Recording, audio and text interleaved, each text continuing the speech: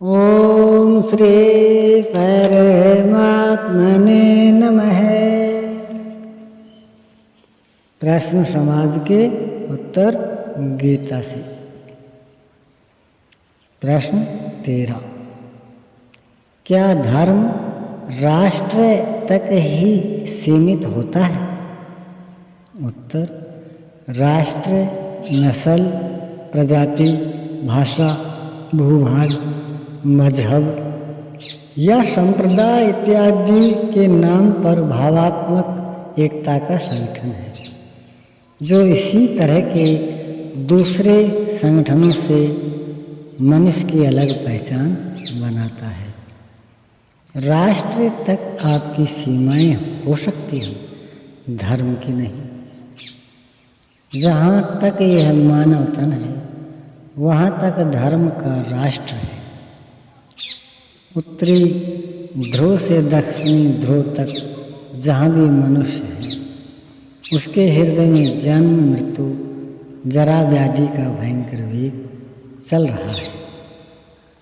वह इन दुखों का अंत और सहज सुख की प्राप्ति की तलाश में है। मनुष्य के दुखों का निवारण और सहज सुख की प्राप्ति का साधन होने से धर्म की सीमा मानव मात्र तक है। कदाचित किसी ग्रह में मनुष्यों की और भी आबादी है, तो उसके लिए भी यही धर्म है। मनुष्य दुखी है, यदि दुखी नहीं तो लड़ क्यों रहा है? लड़कर किसी सामने से हटा रहा है। हटा देने पर भी वह कुछ नहीं पाता। लेकिन गीता एक ऐसा युद्ध है जिसमें एक बार विजय मिल गई तो उसके पीछे हार नहीं। विजय में शाश्वत धाम, अमृतमय पद है, और यदि चिंतन करते करते इसके पूर्व ही शरीर का समय समाप्त हो गया और निवृत्ति नहीं हुई, तब भी वह दैवी संपद प्राप्त कर लेता है। ईश्वर पथ में बीज का नाश नहीं है। इसका स्वल्प अभ्यास भी जन्म मृत्यु के महान भय से उद्धार करने वाला होता है। मानव मात्र का आदि धर्मशास्त्र गीता है। यह मानव दर्शन है। भारत में इसका प्रादुर्भाव हुआ, इसलिए यह भारतीयों का गौरव ग्रंथ है। भारत ने विश्व को जो अवदान दिया वह धर्मशास्त्र गीता है। विश्व के सभी धर्मशास्त्रों का उत्स गीता है। वेद इत्यादि ग्रंथ गीता के ही विस्तार है, क्योंकि गीता पहले उतरी, वेदों का प्रादुर्भाव बाद में हुआ। भगवान श्री कृष्ण कहते हैं, अर्जुन, इस अविनाशी योग को कल्प के आदि में मैंने सूर्य से कहा। कल्प अर्थात सृष्टि का आरंभ। सूर्य ने अपने पुत्र आदि मनु से इसे कहा। दिया कुछ नहीं बल्कि जुबान से कहा। कही हुई वस्तु सुनकर हृदय में धारण की जाती है। अंतःकरण में इसी याददाश्त को स्मृति कहा जाता है।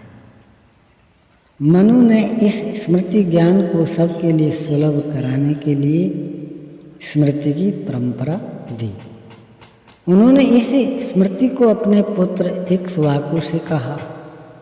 उनसे राजर्षियों ने जाना। इस महत्वपूर्ण काल से ये अविनाशी योग इस पृथ्वी में लुप्त हो गया था। वही पुरातन योग अब मैं तेरे प्रति कहने जा रहा हूँ, क्योंकि तू मेरा प्रिय भक्त और अनन्य सखा है। अर्जुन ने भगवान से अनेक प्रश्न किए। आपका जन्म अब हुआ है, सूर्य का जन्म तो बहुत पुराना है। कल्प के आदि में आपने ही कहा था, मैं कैसे मानूं? वह प्रश्न पारी प्रश्न करने लगा। भगवान उत्तर देते चले गए। अंत में अर्जुन का समाधान हो गया। जो प्रश्न वह नहीं कर सकता था, जीव की समझ से बाहर थे, ऐसे कुछ प्रश्न भगवान ने स्वयं उठाए कि अर्जुन, जानते हो ईश्वर कहाँ रहता है? अंत में भगवान ने पूछा, अर्जुन, क्या तुमने मेरे उपदेश को एकाग्रचित होकर श्रवण किया? क्या तुम्हारा मोह से उत्पन्न अज्ञान नष्ट हुआ? तब अर्जुन ने कहा, नष्टो मोहः स्मृतिर्लब्धा त्वत्प्रसादान्मयाच्युत स्थितोऽस्मि गतसन्देहः करिष्ये वचनं तव। प्रभु, अज्ञान से उत्पन्न मेरा मोह नष्ट हो गया। स्मृतिर्लब्धा, जो सूर्य से मनु से इक्ष्वाकु को स्मृति परंपरा मिली थी,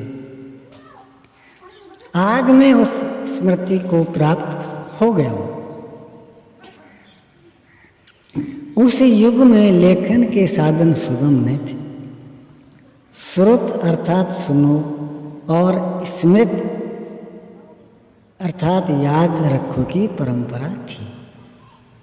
अर्जुन ने कहा कि मैं उसी स्मृति को प्राप्त हुआ हूँ, मैं आपके आदेश का पालन करूँगा।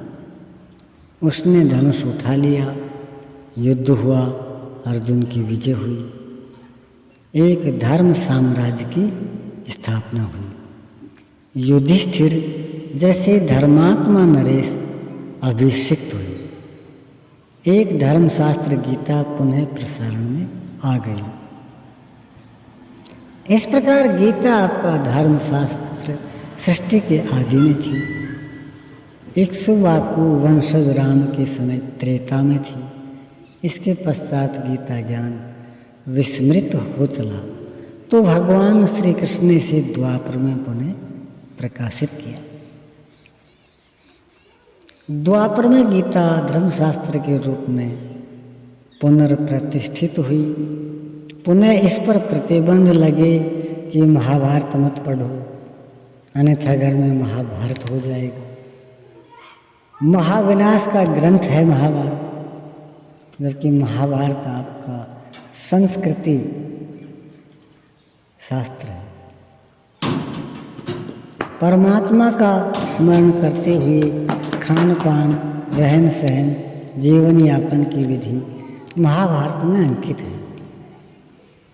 पूर्वजों की गौरव गाथा है, किंतु इस पर प्रतिबंध लगाया गया कि इसे पढ़ो ही मत, नहीं तो महाभारत हो जाएगा। इतना विशाल ग्रंथ महाभारत है कि यदि इसे विधिवत पढ़ा जाए तो एकाध वर्ष तो लग ही जाएंगे।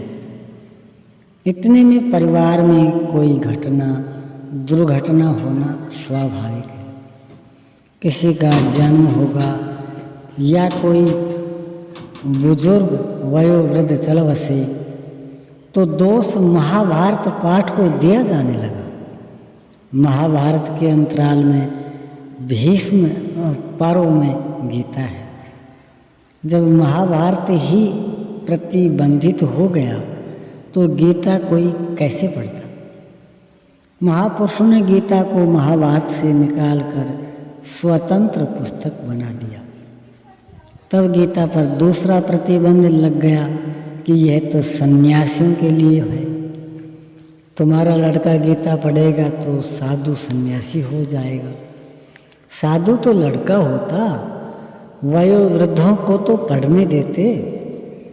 प्रतिबंध लगा कि गीता घर में ही मत रखो, गीता देखो मत, पढ़ो मत, जबकि गीता आप सबका धर्म शास्त्र है।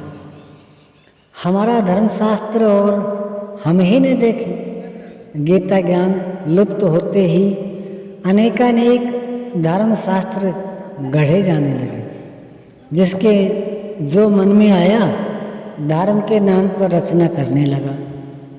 आदरणीय ऋषियों के नाम से उन्हें चलाने लगा। धर्म कर्म यज्ञ की नई नई परिभाषाएं बना दी गई। 13 कन्नौजिया 14 चोले की कहावत चरितार्थ होने लगी। कन्नौजिया ब्राह्मण की एक शाखा थी। एक स्थान पर अग्नि जला लिया, पुनः उसी से अग्नि लेकर 13 भाइयों ने अपने अलग अलग भोजन पकाए। एक दूसरे को छुआ नहीं खा सकते। अग्नि में भी पवित्रता का ध्यान, यह था उनका धर्म। असंख्य कुरीतियाँ, रीति रिवाज, धर्मशास्त्र गीता के विस्मृत होने का दुष्परिणाम है। इससे समाज बिखर गया, आपसी फूट और पृथक राष्ट्र का कारण बन गया धर्म। गीता आपका धर्मशास्त्र है, इसके होते हुए कोई संप्रदाय, कोई मजहब, कोई कुरीति, धर्म कहलाने वाली कोई भ्रांति, उससे प्रेरित पृथक राष्ट्र की मांग का सृजन हो ही नहीं सकता।